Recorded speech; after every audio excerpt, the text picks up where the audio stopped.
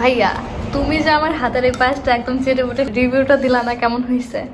পায়েসটা সুন্দর হয়েছে, দেখেই বোঝা যাচ্ছে যে পায়েসটা অনেকটা টেস্ট হয়েছে, বিকজ বাটিটা একদম খালি হয়ে গেছে।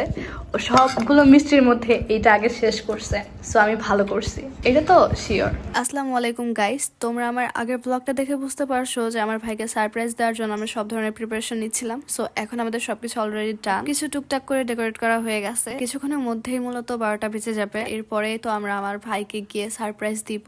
ও যদিও এখন পিসি নিয়ে ব্যস্ত আছে, সো এর মাঝে যদি ওকে সারপ্রাইজ দিই তাহলে ও একদম সারপ্রাইজড হয়ে যাবে। 12টা বাজার সাথে সাথেই আমরা সবাই এক এক করে ভাইয়ার রুমে ঢুকে গিয়েছিলাম। আর ভাইয়া তো এটা দেখে খুবই খুশি হয়েছে, মানে ও হচ্ছে একদমই আশা করেনি যে আমরা ওকে এইভাবে সারপ্রাইজ দিব। এটা অনেকটাই খুশি হয়ে গিয়েছিল, সেটা তো তোমরা দেখেই বুঝতে পারছো যে ওর মুখে আজকে কি সুন্দর হাসি। বেচার আজকে জন্মদিন, মানে আজকে হচ্ছে এই দিনটাই হইছে, এতক্ষণ না জানে ও কিভাবে কান্না করতেছে আল্লাহ জানে। আমাদের ভাই বোনের মধ্যে যে কম্বিনেশন, এটা তো খুবই প্রীতি, যেহেতু আমাদের এজ গ্যাপটা তেমন একটাও না, প্রায় অনেকটা সেম এজের। আমরা একে অপরের সাথে খুবই ফ্রেন্ডলি ভাবে মিশি। আর আমি মূলত আমার ভাইয়ের সাথে একদম ছোট থেকেই বড় হয়েছি, সো ও দেখা যায় যে ও যেখানে অকাজগুলো করতো আমিও ঠিক সেই জায়গায় একসাথে থেকে আমিও সেই একই অকাজগুলো করতাম। আমি টোটালি বাচ্চাকালে আমার ভাইকে একদম ফলো করে চলতাম। এক কথা বলা যায় যে ও আমার গুরু ছিল আর আমিও শিষ্য ছিলাম।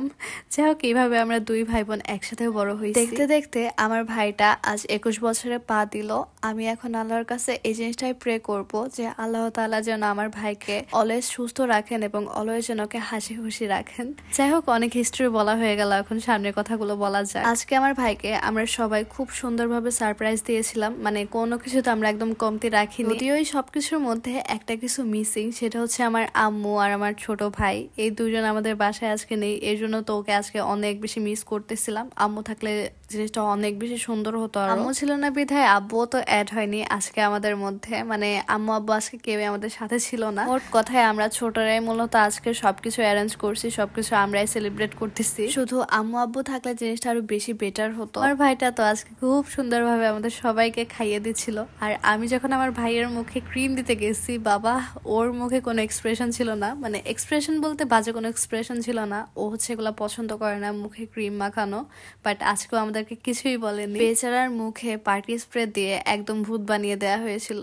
আমার তো এটা একদমই সহ্য হচ্ছিল না। আমার একটা মাত্র বড় ভাই, যদিও আরেকটা ভাই আছে, যদিও সে ছোট, বাট এটা আমার একটা মাত্রই বড় ভাই। যে খাবারগুলো অ্যারেঞ্জ করা হয়েছিল সেগুলো সবকিছু কিন্তু আমার ভাইয়ের খুব ফেভারিট ছিল। আর আমার ভাই মূলত মিষ্টি খুবই পছন্দ করে, আর সেটা তো তোমরা দেখেই বুঝতে পারছো যে কিভাবে সবকিছু খেয়ে নিচ্ছিল। গাইস, সবকিছুই তো ঠিক ছিল, আমার ভাইয়ের সবকিছুই তো খুব সুন্দরভাবে সেলিব্রেট করা হয়ে গেছে, বাট রুমের অবস্থা তো একদম যাচ্ছে তাই হয়ে গেছে। পার্টি পেপারটা ফাটানোর পরেই মূলত এমনটা হয়েছে। এদিক দিয়ে আমাদের সবকিছু ডিল একদম পারফেক্ট ভাবে সম্পন্ন হয়েছে, এর জন্য তো আমরা অনেকটাই খুশি।